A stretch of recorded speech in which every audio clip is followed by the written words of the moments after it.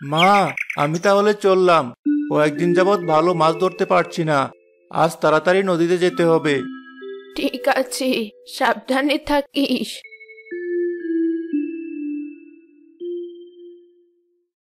আজকাল ভালো আর বড় মাছের দেখাই পাচ্ছি না। ভাবছি এবার নৌকাটা নিয়ে নদীর আরো গভীরে যাব, তাহলে যদি কিছু মাছের দেখা পাই।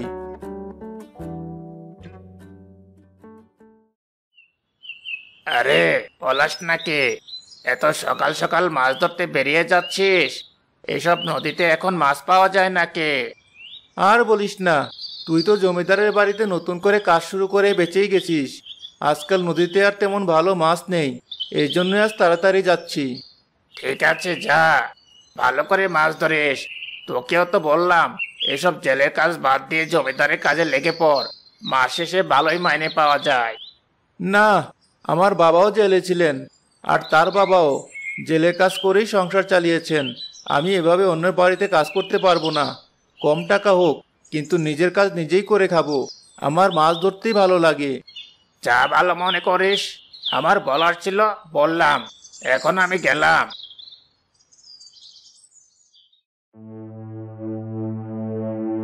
শখ কত! বাপ জেলে ছিল বলে নিজেও এখন জেলে হয়ে দিন কাটাবে। দেখবো কদিন যায় এসব। আমারই বা কি করার আছে? জমিদার তো আমাকে বসিয়ে বসিয়ে মাইনে দেয় না। একটু কাজে ভুল হলেই কত বকাঝকা করে। মাঝে মাঝে তো এর জন্য পলাশকে আমার হিংসে হয়।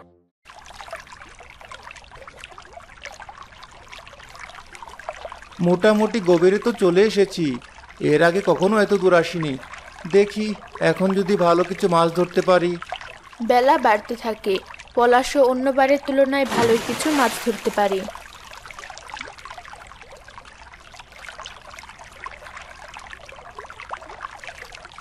এখানে আসা সার্থক হয়েছে।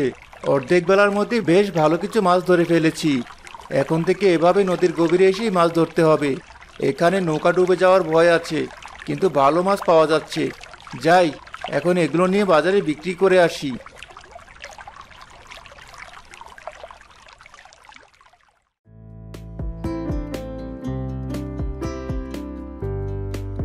মা, আমি ফিরে এসেছি। আজ তাড়াতাড়ি গিয়ে ভালোই হয়েছিল। এই নাও, তোমার ওষুধ নিয়ে এসেছি। কি দরকার ছিল আমার জন্য ওষুধ আনার? আমার তো এমনিও বয়স হয়েছে। এখন আর ওষুধ খেলেই কি আর না খেলেই কি? তোর বিয়ের বয়স হয়েছে, বিয়ের কথা চিন্তা করেছিস? কি যে বলছো মা! আমি তো নিজে যে মাছ ধরে বিক্রি করি, সেটা দিয়ে কোনো রকমে আমাদের দুজনের দিনকাল পার হচ্ছে। এর মধ্যে আরেকটা মানুষ বাড়লে আমি কি করে সংসার চালাবো? তাই বলে কি বিয়ে করবি না? তোর সাথের সবাই বিয়ে করে ফেলেছে। কয়েকজনের তো সন্তানাদি হয়ে গেছে। এবার তোকে বিয়ে করতেই হবে। আর আমার ওষুধের পেছনে টাকা খরচ করা বন্ধ কর। কিছু টাকা জমা। ঠিক আছে মা, তুমি যেমনটা বলবে আমি ঠিক তেমনটাই করব। তবে আমাকে কিছুদিন সময় দাও। এখন আমার হাতে একদমই টাকা পয়সা নেই। কয়েকদিন ভালো করে মাছ ধরি, কিছু টাকা পয়সা হাতে আসুক। এরপর না হয় বিয়ের কথা চিন্তা করব। আজ নদীর গভীরে গিয়েছিলাম, তাই কিছু ভালো মাছ পেয়েছি। কাল ভাবছি আরেকটু গভীরে যাব, তাহলে হয়তো আরো বেশি মাছ খুঁজে পাবো। ওই ভাঙাচোরা একটা নৌকা নিয়ে নদীর অত গভীরে যাস না।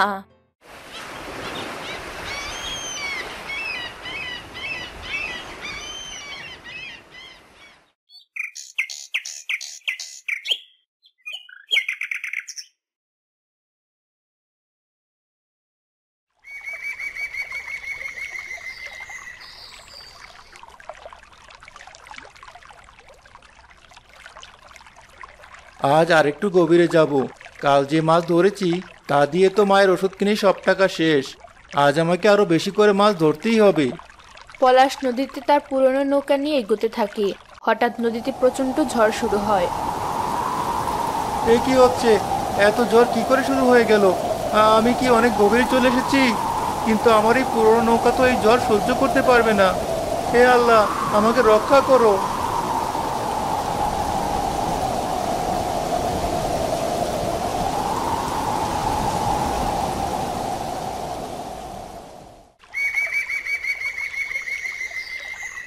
যাক, আশপাশটা একটু শান্ত হয়েছে। এখন সব দেখা যাচ্ছে।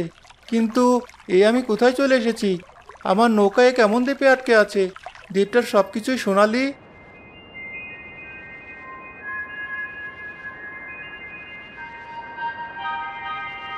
এসব আমি কি দেখছি? এই দ্বীপের সবকিছুই তো সোনার তৈরি মনে হচ্ছে, কিন্তু এই নদীর মাঝখানে একটা সোনার দ্বীপ কি করে এলো? কে তুমি? আর এই দ্বীপে কি করে এলি? তোমার সাহস তো কম নয়, আমার অনুমতি ছাড়া এদিকে ঘুরে বেড়াচ্ছ। ক্ষমা করবেন, তবে আমি এখানে ইচ্ছে করে আসিনি। একটা ঝড়ের কবলে পড়ে আমার নৌকা এই দ্বীপে আটকে গেছে। আমি এক্ষুনি চলে যাচ্ছি। ঠিক আছে, আমি না বুঝেই তোমার উপর রাগ করছিলাম। তুমি এত সোনার জিনিসপত্র দেখেও কোনো কিছু নিয়ে যাচ্ছ না? না, এই দ্বীপের কোনো কিছুই তো আমার না, এগুলো আপনাদের। আমি কেন এই দ্বীপের কোনো জিনিসপত্র নিয়ে যাব? তোমার সততা দেখে আমি খুবই খুশি হয়েছি। আমাদের সোনার দ্বীপের লোকজনের খুবই অভাব। আমরা কয়েকজন পরি এখানে থাকি, তবে আমাদের একটা বিশ্বস্ত লোকের খুব প্রয়োজন, যে আমাদের ছোটখাটো দৈনন্দিন কিছু কাজ করে দিতে পারবে।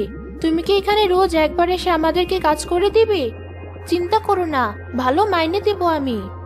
ক্ষমা করবেন, তবে আমি নিজে একজন জেলে, আর আমি আমার মাছ ধরার কাজটা বেশি পছন্দ করি।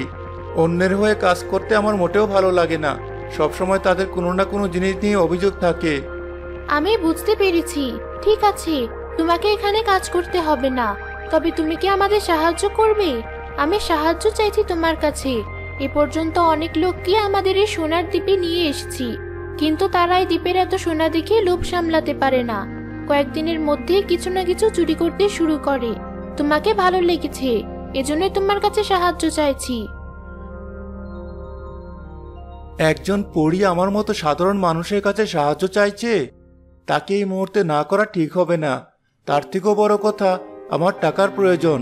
মাকে ভালো হাসপাতালে চিকিৎসা করাতে হবে। নিজের বিয়ের খরচের জন্য টাকা দরকার। আমি বরং হ্যাঁ বলে দেই। কি হলো? যদি আমাদেরকে সাহায্য করতে না চাও তাতেও কোনো সমস্যা নেই, আমি তোমাকে আটকাবো না। না পরি, আমি চিন্তা করে দেখেছি, আপনাদের এই দ্বীপে কাজ করতে আমার কোনো আপত্তি নেই। এমনিতেও আমার টাকার খুব প্রয়োজন। আমি কাজ করার বিনিময়ে যদি ভালো টাকা পাই তাতে তো সমস্যা নেই। ধন্যবাদ তোমাকে। আর চিন্তা করো না, আমরা কখনোই তোমার কাজের জন্য তোমাকে বকাঝকা করব না। তুমি স্বাধীনভাবেই আমাদের এই সোনার দ্বীপে আমাদের কাজে সাহায্য করতে পারো। এখন থেকে তাহলে কাজ শুরু করে দেই।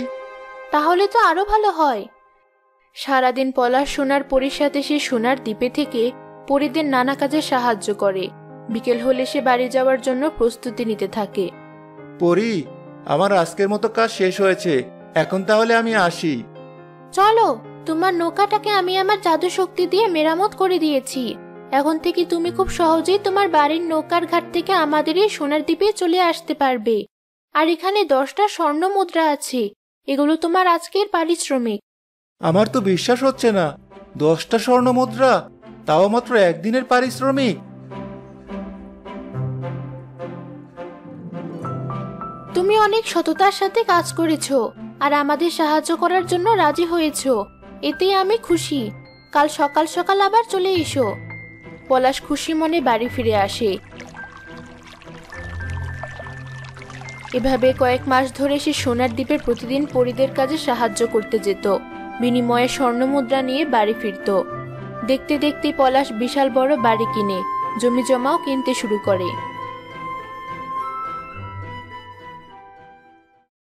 পলাশ কি এমন করছে যে হঠাৎ করে এত ধনী হয়ে যাচ্ছে?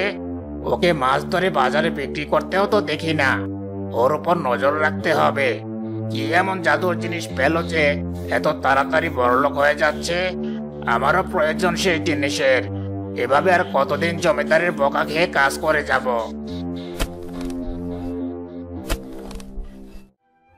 মা, সবকিছু ঠিকঠাক থাকলে পরের মাসের মধ্যে আমি বিয়ে করে ফেলবো। তুমি মেয়ে দেখতে থাকো। যাক, অবশেষে তুই বিয়ের জন্য রাজি হয়েছিস, আমি খুব খুশি হয়েছি। এখন তাহলে গেলাম, আমার কাজের সময় পার হয়ে যাচ্ছে।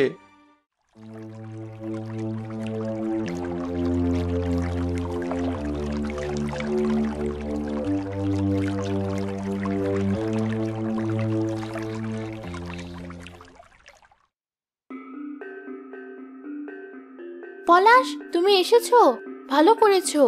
আজ খুব গুরুত্বপূর্ণ কিছু কাজে তোমার সাহায্য প্রয়োজন। এক্ষুনি চলো।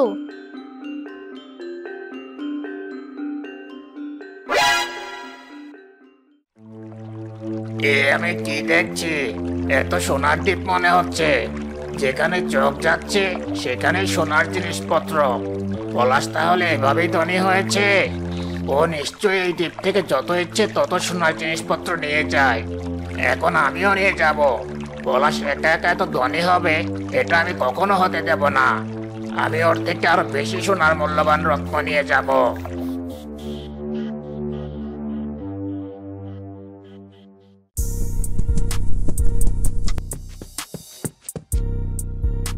আমি বুঝতেই পেরেছিলাম আজ আমার সোনার দ্বীপে কোনো এক অজ্ঞাত লোকের প্রবেশ হয়েছে, আর এখন প্রমাণ পেয়ে গেলাম। রতন, তুই এখানে কি করে আসলি? তোমার সাহস তো কম নয়। তুমি এইভাবে আমার দ্বীপে এসে কোনো অনুমতি ছাড়াই চুরি করার চিন্তা ভাবনা করছো। এক্ষুনি আমি তোমাকে শাস্তি দিয়ে সারা জীবনের মতো এই সোনার দ্বীপে বন্দি করে রাখবো। আমাকে ক্ষমা করে দিন। আমি লোভে পড়ে কোনটা ভুল কোনটা সঠিক ভুলেই গিয়েছিলাম। পলাশ ভাই আমার, আমাকে বাঁচা। আমি ভুল করে ফেলেছি। সোনার পরি, আরেকটা সুযোগ আমার বন্ধু রতনকে দিয়ে দেখুন। ও ভুল করে ফেলেছে, তাই বলে সারা জীবনের জন্য বন্দি করে রাখবেন না ওকে। ঠিক আছে, তোমার বন্ধু যেহেতু, এজন্য আমি তাকে ছেড়ে দিচ্ছি। তবে আর কখনোই এমন অসৎ কাজ করো না। আমার ভুল হয়েছে। আমি আর কখনোই এমন করব না। এমনকি আমি আর কখনো এই দ্বীপেও আসবো না।